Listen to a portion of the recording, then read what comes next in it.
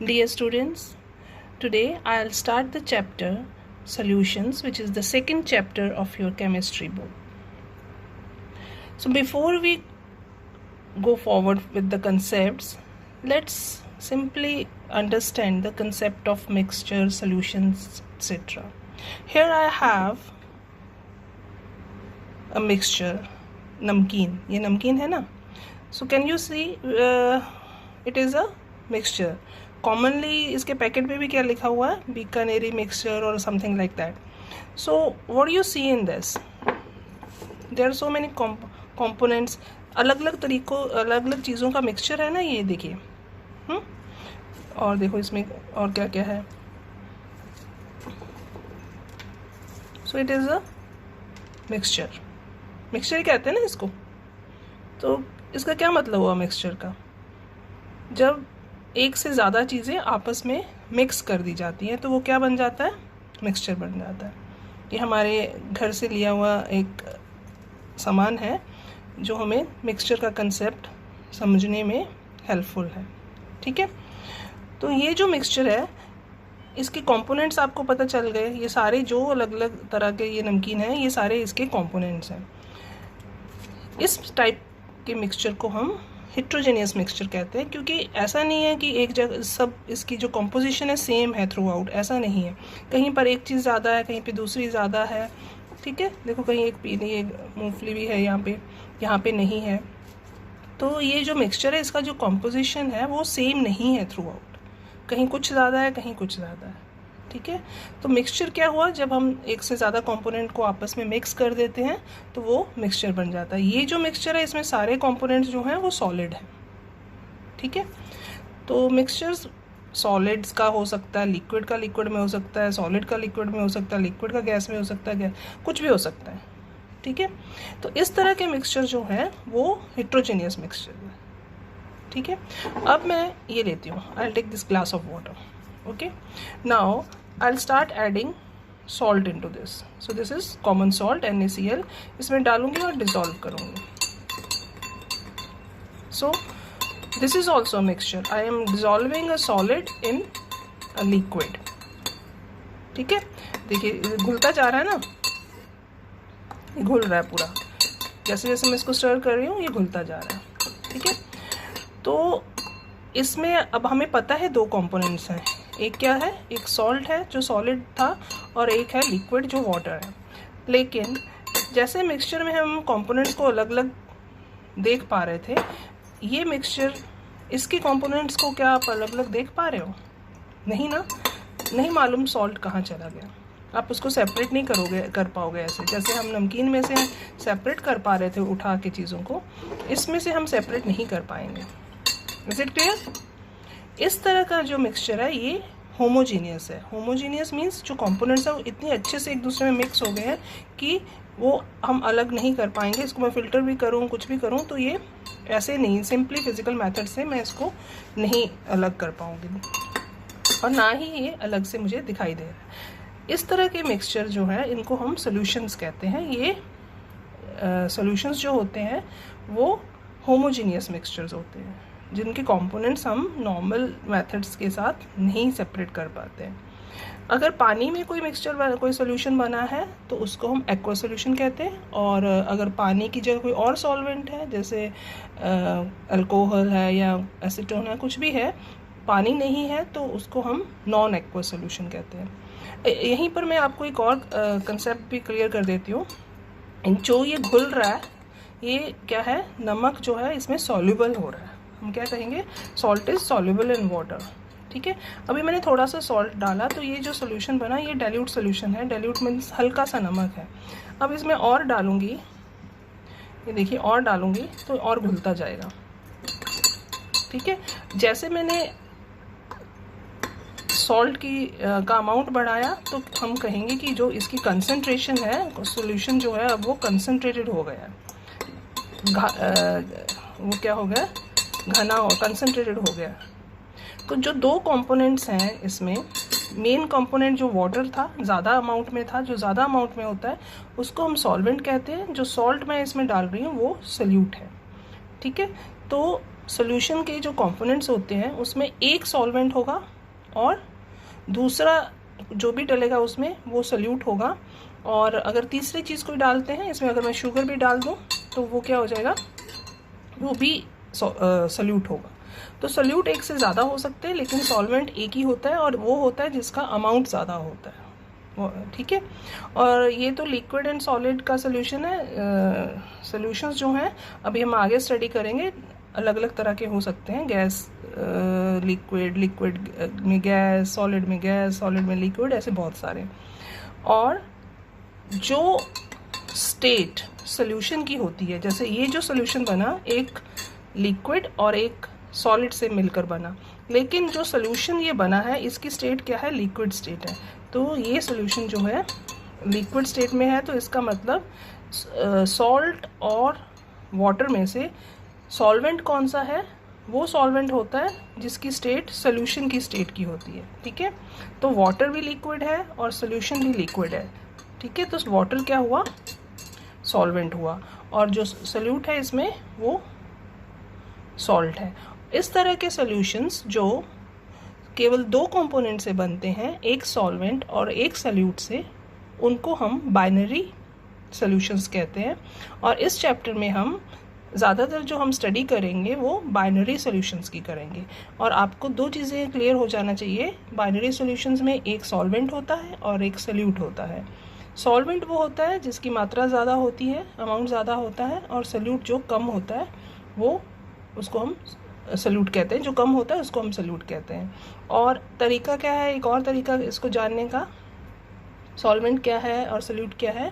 जब सॉल्यूशन तैयार होता है तो जो सॉल्यूशन की स्टेट होती है, सॉलिड, लिक्विड या गैस, वही स्टेट जो उसकी स्टेट होती है, जो कंपोनेंट उसी स्टेट में होता है उसको हम सॉल्वेंट कहते हैं। जैसे इस केस में वाटर लिक्विड स्टेट में है और सॉल्यूशन भी लिक्विड स्टेट में है, तो इसलिए वाटर जो है वो सॉल्वेंट है। Is this clear?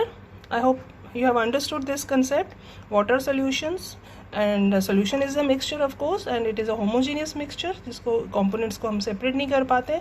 components क्या होते हैं ये भी आपको समझ आ गया होगा, homogeneous and heterogeneous mixture जो है वो आपको समझ आ गया होगा। और solutions जो होते हैं वो homogeneous mixtures होते हैं जिनके components हम सेपरेट नहीं कर पाते नॉर्मल मेथड्स के साथ। ठीक है, I hope you have understood this. तो अभी हम आगे थोड़ी और डिटेल में इसको स्टडी कर लेते हैं आगे। अच्छा, डाइल्यूट एंड कंसनट्रेटेड सॉल्यूशंस भी समझ आ गया आपको।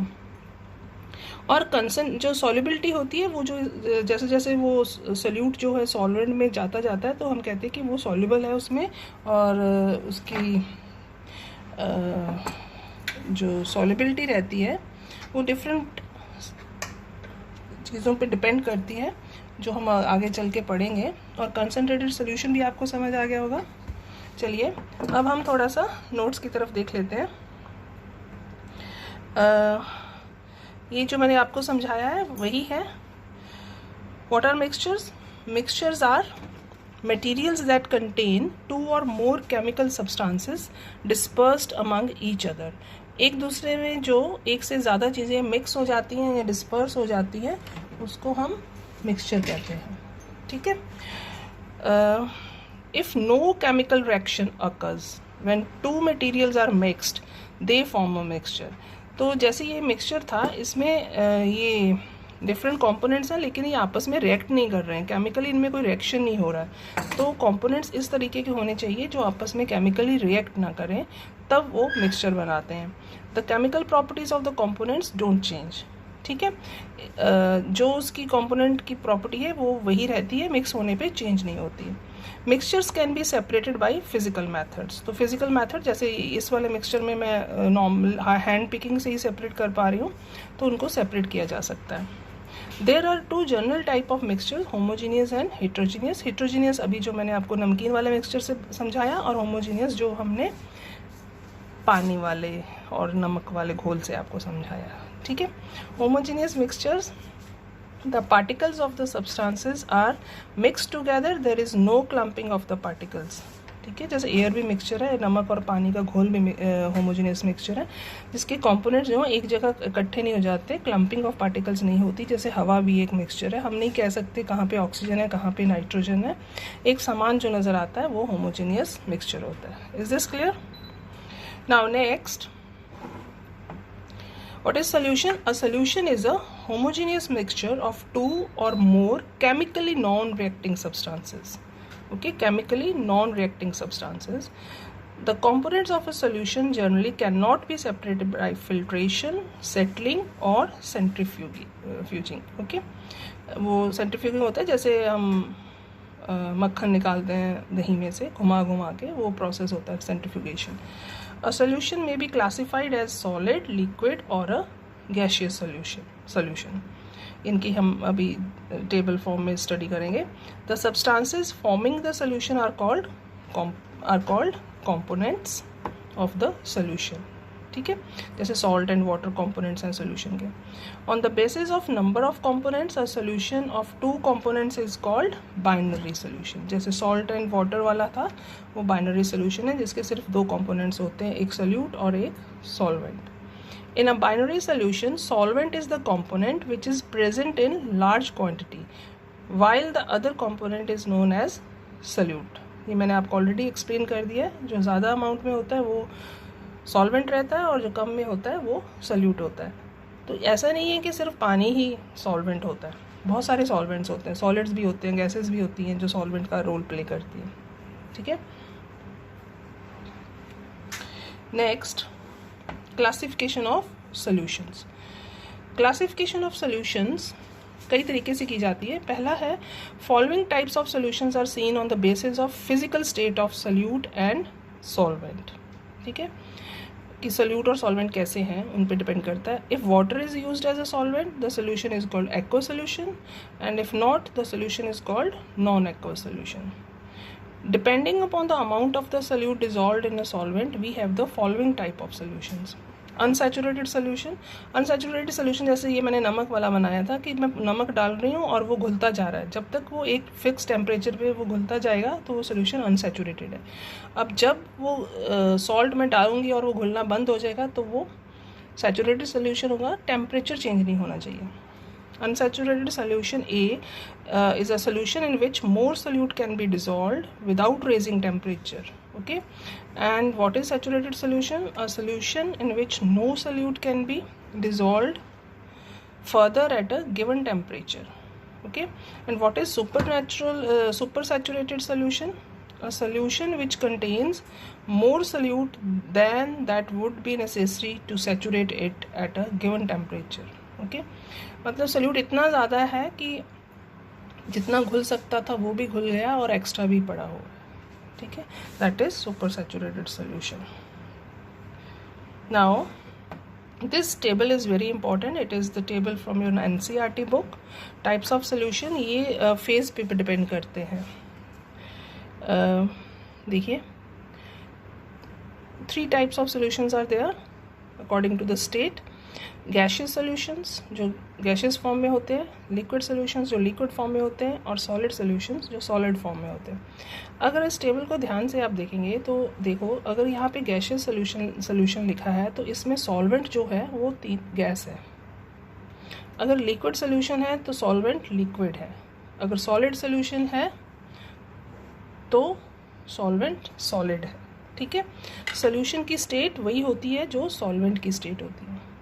ठीक है, एक चीज़ या जो इस टेबल से हम जज कर पा रहे हैं. दूसरा ये है कि जो गैशियस सॉल्यूशंस होते हैं, सॉल्वेंट तो उसमें गैस होता है लेकिन सोल्यूट गैस भी हो सकता है, लिक्विड भी हो सकता है, सॉलिड भी हो सकता है.